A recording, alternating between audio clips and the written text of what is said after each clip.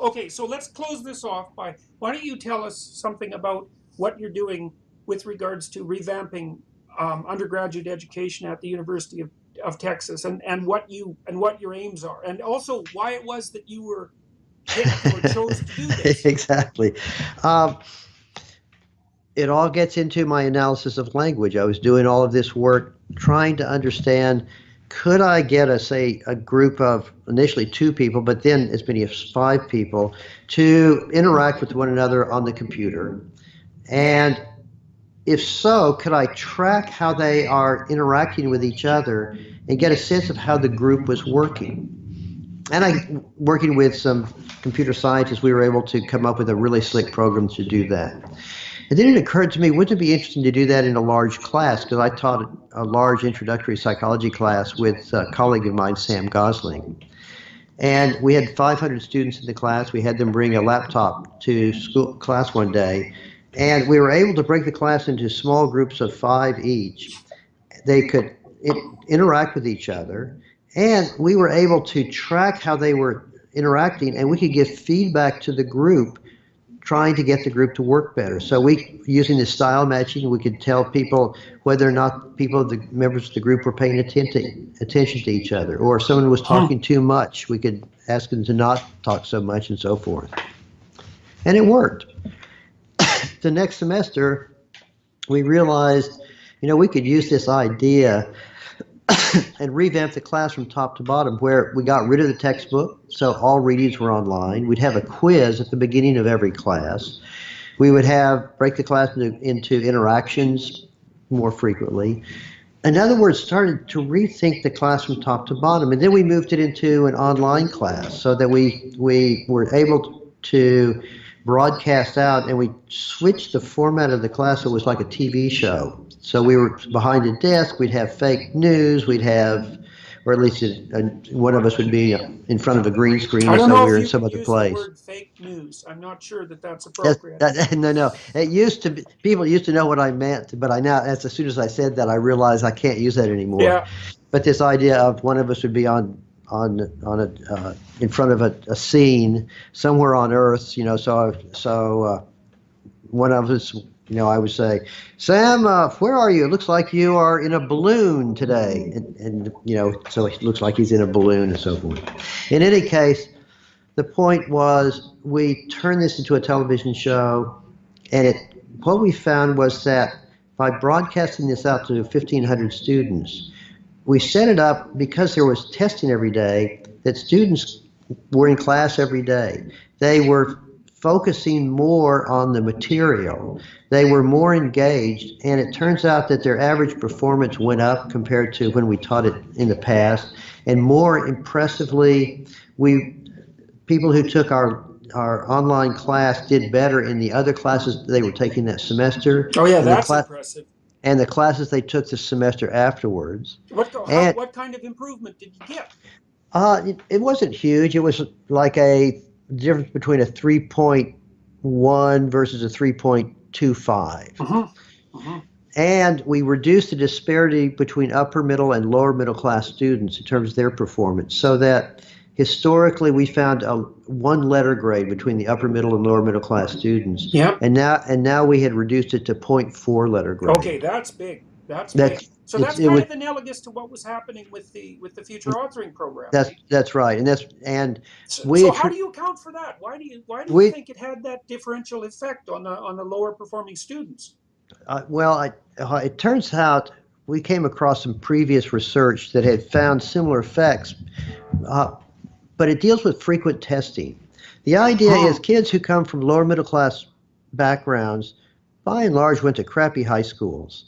And in these high schools, these were, by the way, our kids are all smart. They're always, most of them are in the top 7% of their high school class. But if they were at a crappy high school, they learned to get by memorizing, because their tests were memorization tests. And so these kids were great at memorizing. And then they come to a real university where you're not tested on memorization. You have to think conceptually. Right. And historically, when we taught those the classes, we had this usual 3 or 4 tests over the course of the semester. I would always get students in my office walking in after the first test saying, I have never made a B in my life, and I just failed your first test. That's impossible. How's this even possible? And I would Right, say, how did you study? Well, I had flashcards. I did this. I memorized this. right, And I right, said, right. I told you memorization doesn't work. You have to think conceptually. And that doesn't mean anything to these kids. But now you've Yeah, got a right. test every day, and you fail that first test, pow! You fail the second test, pow! And all of a sudden you're realizing, wow, it's true. Memorizing doesn't work. I see. And we, So, okay, so you think what's happening is that they're learning that memorization doesn't work faster. that's Oh, exactly that's right. really funny. That's really funny. Okay, And okay. and they use these skills in their other classes because they realize memorization is not working in the other classes either. So how do they catch on to the? Okay, so now they know that memorization doesn't work. How do they figure out what does work? Well, it's been interesting moving to the online world. We create all of these videos, which basically there's a video on how to study, and there's another video on how to take a test, and another video on how do you manage your time. In other words, now we understand the problem a lot better than we did before, and so students are taking advantage of these resources and end up doing better. Hmm. Hmm. That's cool. So how long have you been doing that? So um, after so the, we started the class the first year in 2011, and then in the years afterwards, I started talking to people at the University of Texas and elsewhere about kind of the big picture of education, which was, what the hell are we doing in education right now? The That's a world has question, man, that changed. I've been asking myself. I know, but the world's changed. Why do we have 3 hour courses? There's no logic for a 3 hour course. Why do we have a semester that goes from the 1st of January to sometime in May? There's no reason for that. Why don't we have a half-hour course? Why don't we have a 7 hour course? In other words, Yeah. why do we put things together the way we do? And it turns out there's really good reasons because in the early 1900s, we need a standardized way of talking about credit and so forth. And then we built computers to program this in, and we built buildings that we knew how to use time and space and location, and so that your computer will tell you this class is going to meet in this room at this time, and your final exam will be at this place and this place. We don't need all of that. Yeah. Well, that's We, all. It's analogous to the conservation of physical structure and evolution. that's exactly right. Oh, And we so don't. And what's interesting is the University of Texas computer that the registrar uses can't make a half-hour course. right. It can't change the semester. It can't do any of these things. And a modern student information system computer costs an unbelievable amount of money. And so what I'm doing is I am working with the university and the entire infrastructure to start to rethink everything. What should be the curriculum? We don't need all these required courses that we used to have. It makes no sense. A lot of our requirements made a lot of sense 50 years ago, and a lot Yeah. of our classes were flunk out classes. We don't need flunk out classes anymore. And we can come up with really brief classes, half-hour classes to learn a basic skill. For example, we have a requirement you have to have a statistics course to take upper division psychology classes. Do you really need the statistics course? Well, most of it you don't. And if I ask the people teaching statistics, asking them, do the statistics you're teaching, are they relevant to today? And they all say, oh, not at all. I mean, I don't use analysis of variance. I don't use t-tests. I use linear regression. I use this. I use that. But we can't teach that.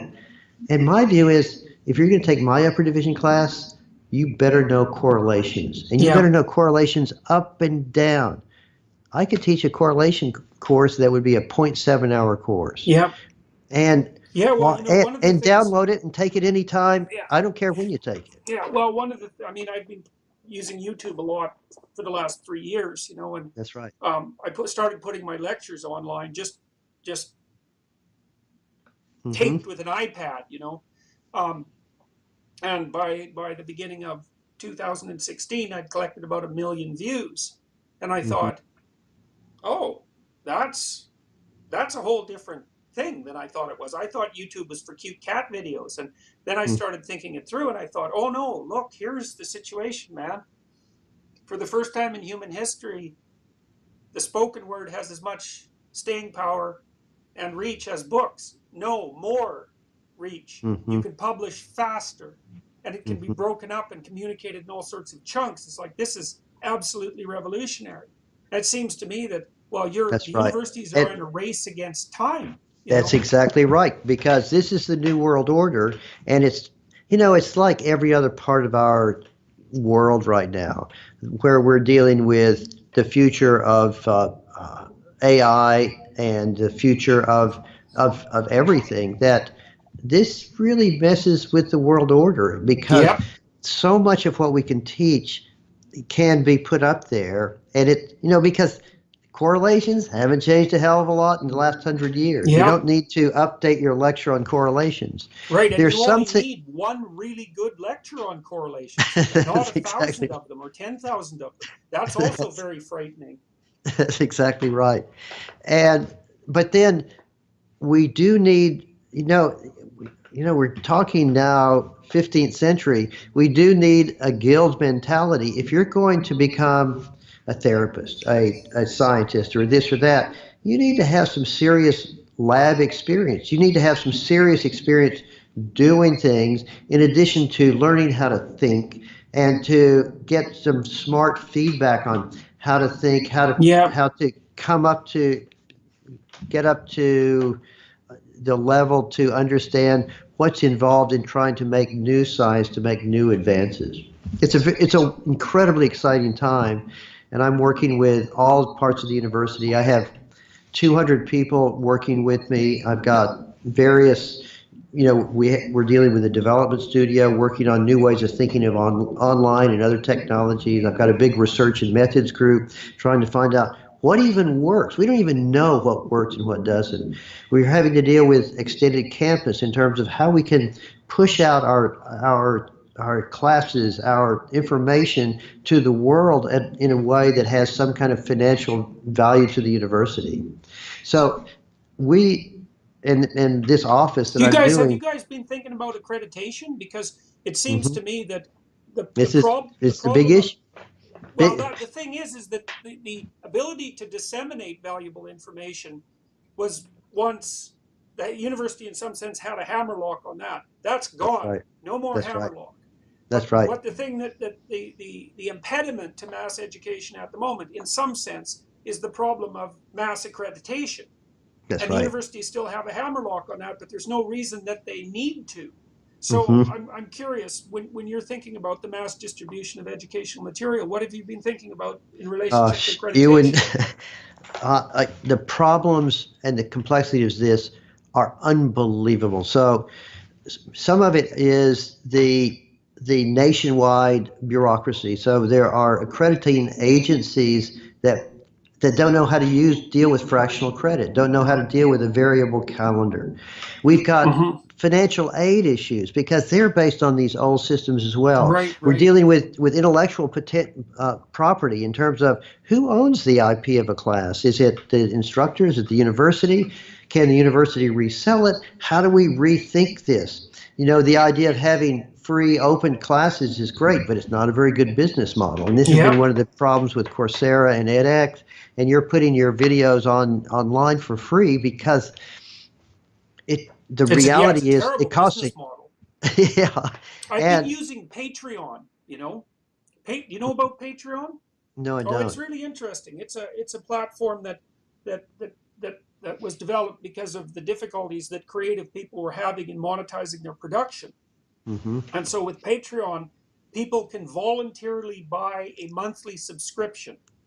Uh-huh. If they find that the content that you're producing is worth supporting, Hmm. then they can donate monthly to your Patreon account. Hmm. And they can either do that on a monthly basis or they can pay you a donation per video that you put up. Uh-huh. And that's been a very, I thought with my YouTube content, because I wanted to professionalize what I was doing to some degree, to hire a film crew and to improve the audio and all of that. And I threw up a Patreon account online last April when I found out about the technology. just out of Hmm. curiosity. And I got about, I don't know, 60 or 70 people subscribing in the first month. So that was kind of interesting. Hmm. Um, and it's enabled me to hire a film crew and that sort of thing. But it's quite interesting because the Patreon people, although there's some perks they get, like I send the higher donors a signed copy of one of my books, for example, but mostly they don't get access to any content that everyone doesn't get access to. But people have a strong sense of reciprocity, Hmm. and they're not completely comfortable with the idea of getting something for nothing. And Hmm. that the Patreon account has been extraordinarily useful to me. Very It's interesting. yeah. Well, and Yeah, it's and these are and underwriting these what we're doing now, for example. and these are issues that we're struggling with at the university in terms of how do we do it, because to do one of our courses is really quite expensive, and talk 10, 20, $30,000, and trying to figure out the model for it. The one thing that we can do is we can give university credit. So Yeah, that's one hold that we have. But it really does deal with a broader issue in our society, which is knowing the material and knowing how to think sufficient to get by in the real world, or do you need the official credential? And right. and Yeah, well, you hopefully you we need both. yes, or if it was a just world, just knowing the material would be would be sufficient. Yeah, well, the problem is it gives you no rapid way of telling the charlatans from the That's real thing. that's the big issue, and Yeah, that's yeah, that's it's a the big big issue. problem. And then another Yeah, problem is that as the credential becomes more important, the knowledge becomes less important because you can yes, use the credential to what that's right. to play the system. That's right. That's exactly right.